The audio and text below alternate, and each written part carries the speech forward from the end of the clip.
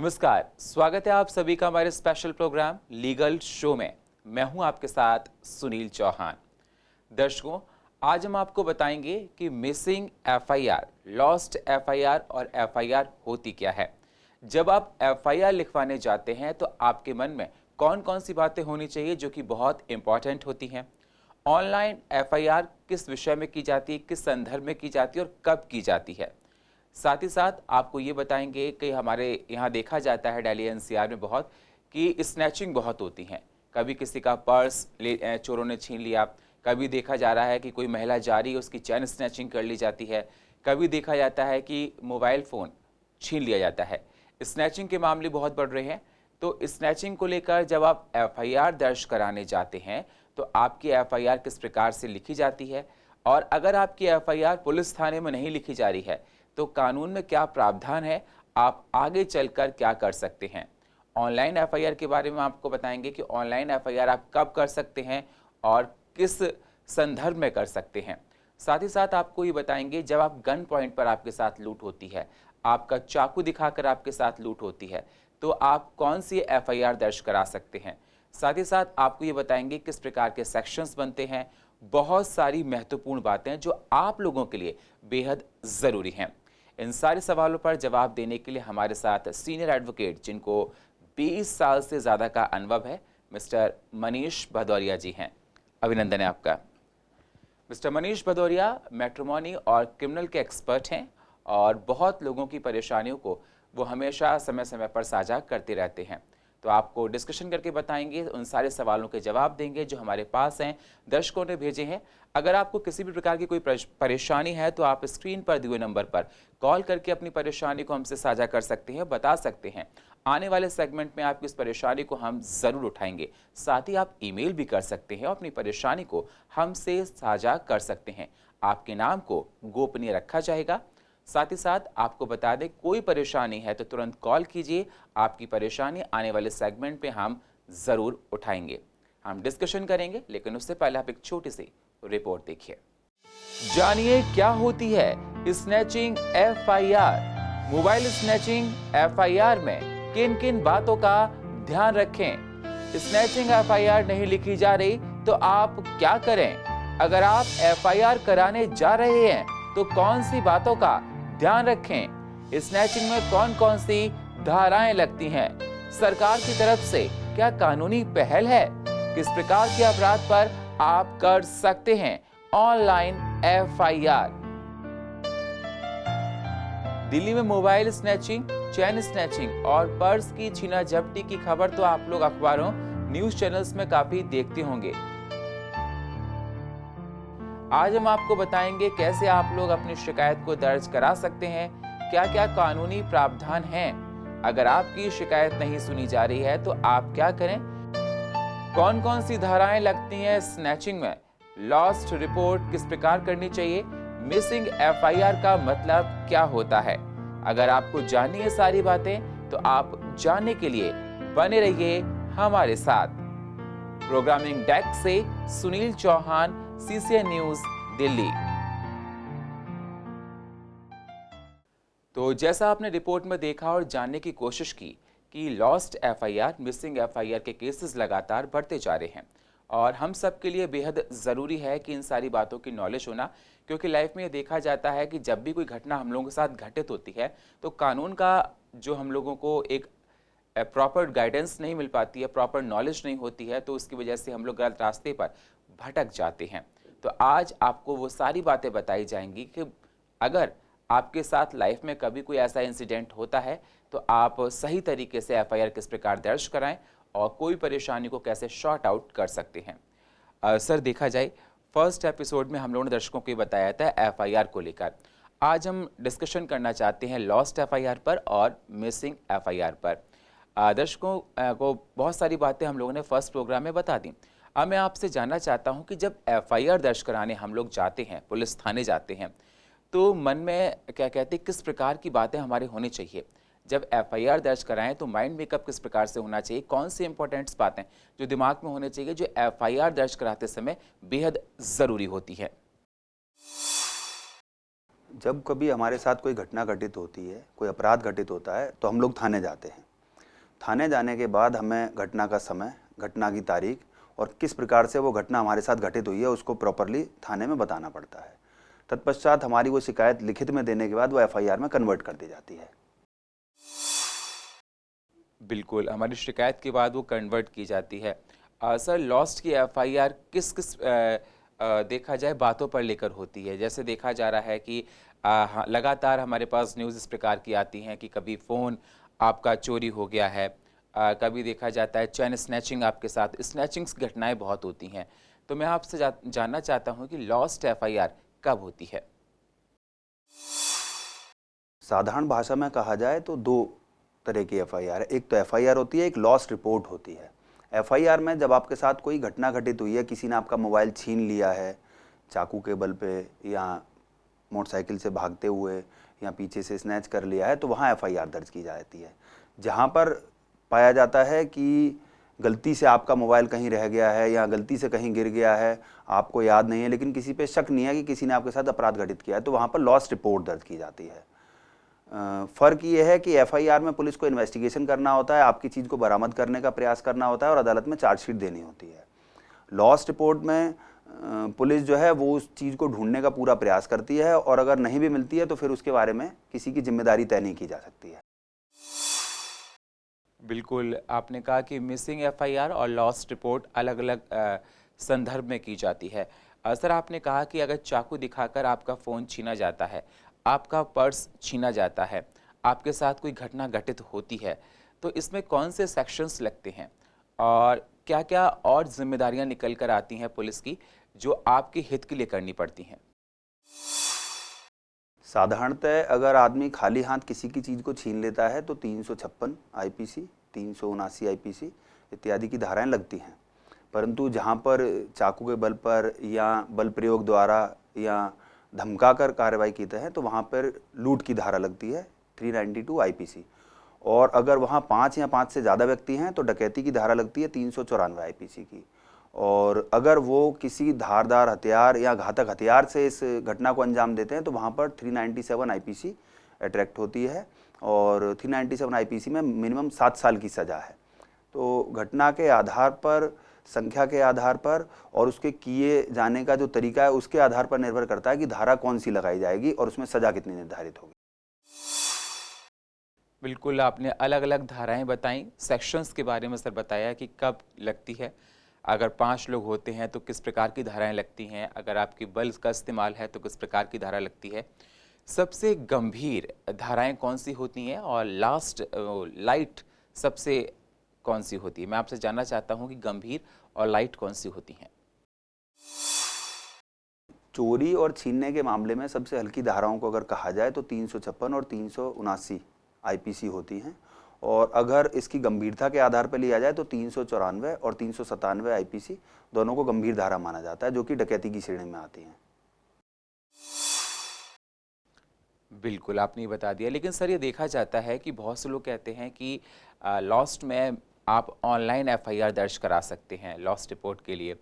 तो online FIR कैसे दर्ज की जाती है और किन-किन विषय में ऑनलाइन एफआईआर दर्ज करानी पड़ती है? अगर किसी जो दर्शक आप इस प्रोग्राम को देख रहे हैं, अगर किसी को ऑनलाइन एफआईआर दर्ज करानी है, तो वो कैसे कराएं? कई बार हमने देखा है कि लोग कहीं ट्रैवल करने गए, वहाँ पर उनके ज़रूरी दस्तावेज जैसे कि पैन कार्ड, उनका एटीएम कार्ड, ड्राइविंग लाइसेंस वगैरह चोरी हो गया या गुम हो गया या रह गया। इसी प्रकार से कई बार व्यक्ति के जो एजुकेशनल डॉक्यूमेंट्स हैं, कहीं ट्रैवल करने गए या कहीं इंटरव्यू देने गए, वो रह गए। उस स्थिति में हम लॉस्ट रिपोर्ट दर्ज कराते हैं, जो कि ऑनलाइन है। हमारी दिल्ली पुलिस की वेबसाइट है दिल्ली पुलिस, उस पर जाकर लॉस्ट रिपोर्ट में जाकर हम अपने जो डॉक्यूमेंट के जो डिटेल्स हैं उन डिटेल्स को फिलअप करके उनकी ब्यौरा लिखकर हम लॉस्ट रिपोर्ट दर्ज करा सकते हैं और जिसकी कॉपी तुरंत ही आपको डाउनलोड करके मिल जाएगी।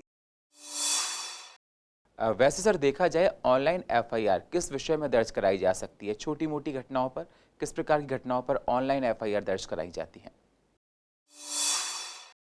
घटना की गंभीरता के आधार पर देखा जाए तो दो तरह से रिपोर्ट की जा सकती है। अगर आपके साथ कोई संज्ञेय अपराध घटित हुआ है, कोई चोरी हुई है, कोई छीना झपटी हुई है, तो उस स्थिति में आपको थाने में है जाकर फिजिकली अपनी कंप्लेंट को देना होगा और वहाँ पर आपकी एफआईआर को दर्ज किया जाएगा। परंतु अगर आपकी कोई चीज़ खो गई है, गुम हो गई है, कहीं रह गई है, उस स्थिति में आप ऑनलाइन ई लॉस्ट रिपोर्ट दर्ज करा सकते हैं, जिसमें कि आपको उस चीज़ का ब्यौरा देना होता है और वो उसकी रिपोर्ट तुरंत आपको इंटरनेट से मिल भी जाती है। बिल्कुल, आप नेट से अपनी रिपोर्ट को ले भी सकते हैं। सर, देखा जाता है कई बार, जब मैंने देखा अपने प्रत्यक्ष आंखों से, कि जब किसी महिला के साथ चैन स्नैचिंग होती है तो वो घबरा जाती है, उसको कुछ समझ में नहीं आता है कि वो क्या करे, मेंटल ट्रॉमा उसके पास होता है। और जब एफआईआर दर्ज कराने की बात जाती है तो महिला से पुलिस वाले कहते हैं कि आप मिसिंग की कंप्लेंट करा दीजिए। बहुत सी महिलाएं हमको बता चुकी हैं, इसलिए हम ये प्रश्न को आपसे उठा रहे हैं। आप एफआईआर दर्ज मत कराइए, मिसिंग कंप्लेंट करा दीजिए।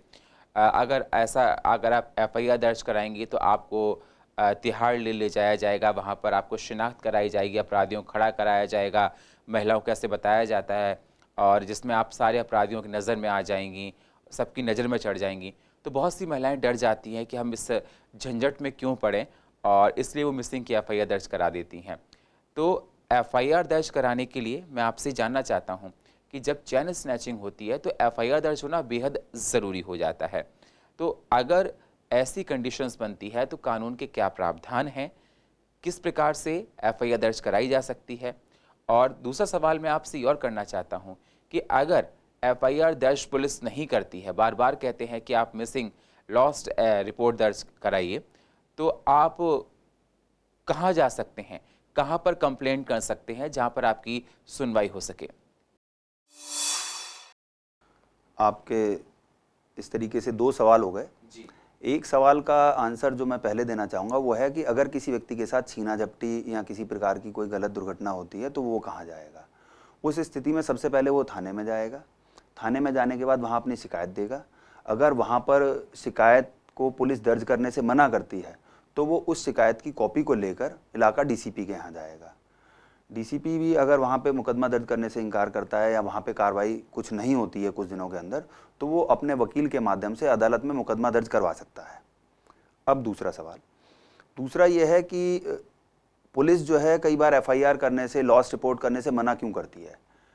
उसका एक बहुत बड़ा रीज़न ये है कि दिल्ली पुलिस की एक मॉनिटरिंग कमेटी है जो ये जांच करती है कि किस इलाके में अपराध बढ़ा है, किस इलाके में किस प्रकार का अपराध बढ़ा है, किस इलाके में किस अपराध की कमी आई है, किस इलाके में किसी थाने के बड़े अधिकारी को चेंज करने से अपराध में रोकथाम हुई है या अपराध बढ़ गया है। तो उस चीज़ों के आधार पर ही जो पुलिस महकमे के अधिकारी होते हैं, जो पुलिस महकमे के कर्मचारी होते हैं, उनका तबादला, उनका प्रमोशन वगैरह होता है। तो लगभग, बल्कि कहा जाए सभी पुलिस थाने ये प्रयास करते हैं कि उनके इलाके में क्राइम रेट सबसे कम हो और जो क्रिमिनल्स हैं वो सबसे ज़्यादा इनएक्टिव हो पाएँ या ख़त्म हो जाएं। इसीलिए पुलिस प्रयास करती है कि जहाँ पर छीना झपटी का या स्नैचिंग का अपराध हुआ हो तो वहाँ पर भी वो लॉस्ट रिपोर्ट ही दर्ज करें, ना कि एफआईआर दर्ज हो, क्योंकि एफआईआर में पुलिस के सामने इन्वेस्टिगेशन का विषय तो आता ही है, उनके थाने में क्राइम का ग्राफ भी बढ़ता है। बिल्कुल, पुलिस अपने रिकॉर्ड्स को मेंटेन करने के लिए ऐसा कुछ करती है। सर, आपने कहा कि अगर एफआईआर दर्ज नहीं की जा रही है तो आप हायर अथॉरिटीज़ के पास जा सकते हैं। आपने कहा एसएचओ, एसीपी, डीसीपी के पास आप जा सकते हैं, अपनी शिकायत को दे सकते हैं। अगर उसके बाद भी ना हो तो क्या करना चाहिए, फिर कहाँ आते हैं? अगर पुलिस सुनवाई नहीं कर रही है तो आपको तत्काल प्रभाव से अपने वकील के माध्यम से अदालत में मुकदमा दर्ज कराना चाहिए। अदालत सारे हालातों को देख के, आपके सबूतों को देखकर और मामले की जांच का आदेश देकर एफआईआर दर्जी का आदेश दे सकती है और आपकी कार्रवाई को आगे बढ़ा सकती है। बिल्कुल, आपने कहा कि कोर्ट जा सकते हैं। सर, कई बार ये देखा जाता है कि कोर्ट जाने के लिए, एग्जाम्पल के तौर पे कहूँ, अगर किसी का 10,000 का फ़ोन खो जाता है और वो सोचते हैं कि बार बार कोर्ट जाएंगे, टाइम हमारा जाएगा, हम वकील को हायर करेंगे, उसको 10,000 रुपये देना पड़ेगा, 10,000 के बदले और हमारा टाइम भी जाएगा और इतने लंबे समय तक हमको कोर्ट के चक्कर काटने पड़ेंगे, तब जाके कहीं प्रॉब्लम सॉल्व आउट हो पाएगी। क्या सरकार की तरफ से जब ऐसी कोई घटना हो जाती है तो हम सब लोगों को कोई सहायता दी जाती है? कानून में क्या ऐसे कोई प्रावधान हैं, जब कोई घटना घटित हो जाए तो आपको सरकार की तरफ से कोई सहायता दी जा सकती है, वकील वगैरह की, जिससे आपकी फ्री ऑफ कॉस्ट आपको उसमें मदद मिल सके? आपकी तरफ से जब भी कभी एफआईआर होती है तो एफआईआर होने की स्थिति में आपको कोर्ट में सरकारी वकील मिलता है जो कि आपके पूरे केस को अदालत के सामने रखता है और आपकी हेल्प करता है। इसके साथ साथ अगर किसी वादी या प्रतिवादी किसी भी व्यक्ति को अगर निःशुल्क कानूनी सहायता की आवश्यकता होती है तो कोर्ट की तरफ से उसको दिल्ली विधिक सेवा प्राधिकरण, हमारे जो डीएलएसए है दिल्ली में, वो पूरी निःशुल्क कानूनी सहायता करता है और उन लोगों की पूरी हर प्रकार से मदद करता है। बिल्कुल, डीएलएस से जो हेल्प करते हैं और साथ ही साथ आपने कहा कि कोर्ट में आपको सरकारी वकील मिलता है जो आपकी हेल्प कर सकता है। दर्शकों, ये हमारे वकील साहब आपको बता रहे हैं, समझा रहे हैं कि अगर आपके साथ किसी के साथ ऐसी कोई परेशानी कभी हुई हो तो आप डीएलएस से संपर्क कर सकते हैं, उनसे सहायता ले सकते हैं। साथ ही कोर्ट में आपको सरकारी वकील मिलता है जो आपकी मदद करता है, जिसके लिए आप पे कोई चार्ज नहीं लिया जाता है। अगर किसी प्रकार की कोई समस्या आपके पास है तो आप स्क्रीन पर दिए हुए नंबर पर कॉल करके अपनी परेशानी को हमसे साझा कर सकते हैं। आप ईमेल भी कर सकते हैं, दिए हुए नंबर पे आप कॉल करके अपनी परेशानी को हमसे साझा कर सकते हैं। आने वाले सेगमेंट में आपकी इस परेशानी को हम ज़रूर उठाएंगे। सर, मैं अगला सवाल आपसे ये पूछना चाहता हूँ। मेरा एक फ्रेंड था, वो अपनी वाइफ के साथ क्या कहते हैं पार्क में वॉक करने के लिए गया। उसकी स्कूटी में अपने वो सारे डॉक्यूमेंट्स को रख गया, जिसमें आधार कार्ड था, वोटर आईडी कार्ड था और भी डॉक्यूमेंट्स थे। और जब वो लौट कर आया तो उसके सारे डॉक्यूमेंट्स गायब मिले, वहाँ से किसी ने चुरा लिए। जब वो पुलिस थाने में इसकी एफआईआर दर्ज कराने के लिए जाते हैं तो पुलिस वाले कहते हैं कि ये मिसिंग कंप्लेंट कीजिए, आप एफआईआर मत कीजिए। जबकि ये तो एक तरह का अपराध है, चोरी हुई होती है। और पुलिस बार बार कहते हैं कि आप बात करती है कि आपको ये सारे डॉक्यूमेंट्स लेने की ज़रूरत क्या थी, आप वहाँ जा रहे थे, इस तरह की घटना की बात कर रहे थे, और एफआईआर दर्ज नहीं करते हैं। ऐसी कंडीशंस में क्या कर सकते हैं, और अगर ऐसी कंडीशन किसी के साथ होती हैं तो उनको कंप्लेंट करने के लिए क्या सही तरीका होता है? अगर इस प्रकार की घटना कभी किसी व्यक्ति के साथ होती है कि उसके डॉक्यूमेंट चोरी हो जाएं या वो अपनी गाड़ी में रख कर गया है वहाँ से गायब हो जाएं, तो उस स्थिति में वो लिखित में शिकायत थाने में देगा।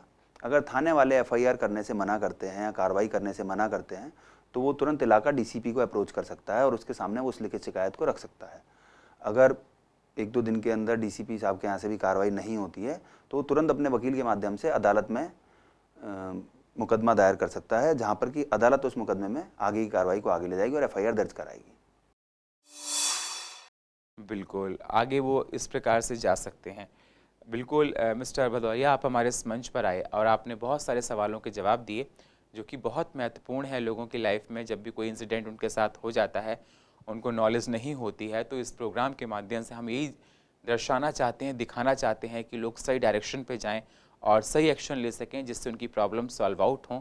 और कानून का एक तरह से सहारा लेकर, जैसा आपने बताया कि सरकारी वकील होते हैं जो फ्री ऑफ कॉस्ट होते हैं, डीएलएसए में जाके आप सहायता ले सकते हैं। वो आपको एक सही राय देते हैं जिससे आपकी परेशानी को एक सिंपल वे में वो बता सकते हैं और आपकी परेशानी को सॉल्व आउट कर सकते हैं।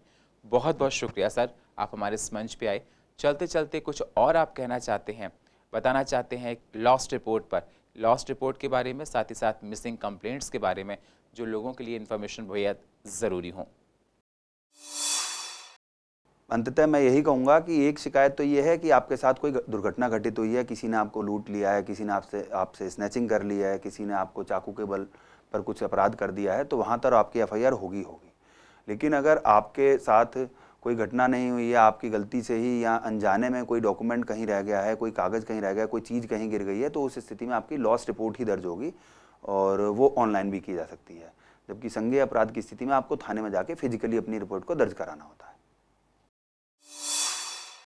तो देखा आपने, वकील साहब ने आपको बताया, समझाया कि अगर स्नैचिंग कभी आपके साथ हो सकती है तो आप किस प्रकार से अपनी कंप्लेंट को करा सकते हैं, आप ऑनलाइन कंप्लेंट कब करा सकते हैं और पुलिस की कब क्या जवाबदेही होती है, शॉर्ट आउट मैटर कैसे किया जा सकता है, अगर कोर्ट में केस जाता है तो आपको सरकारी वकील मिलता है, सर ने बताया है। अगर आप अपना हायर नहीं कर सकते हैं, वो आपकी मदद करेंगे। साथ ही साथ सर ने बताया है कि आप कंप्लेंट अगर आपकी नहीं लिखी जाती है थाने में तो आगे चल के आप हायर अथॉरिटीज़ के पास जा सकते हैं, एसएचओ पे अपनी कंप्लेंट दे सकते हैं, एसीपी के पास जा सकते हैं, डीसीपी के पास जा सकते हैं। अगर वहाँ भी कंप्लेंट आपकी नहीं लिखी जा रही है तो फिर आप कोर्ट का दरवाज़ा खटखटा सकते हैं। अगर दर्शकों आपके पास कोई सवाल है, मैं आपसे बार बार कह रहा हूं, तो आप स्क्रीन पर दिए हुए नंबर पर कॉल करके अपनी परेशानी को हमसे साझा कर सकते हैं। आप मेल भी कर सकते हैं, हमारी ईमेल आईडी आपके सामने है। तो कोई परेशानी के लिए हमसे संपर्क करें। आने वाले सेगमेंट में आपकी इस परेशानी को हम ज़रूर उठाएंगे। और फिलहाल हमारे इस खास प्रोग्राम में इतना ही। बाकी खबरों के लिए आप बने रहिए CCN के साथ। तब तक के लिए नमस्कार।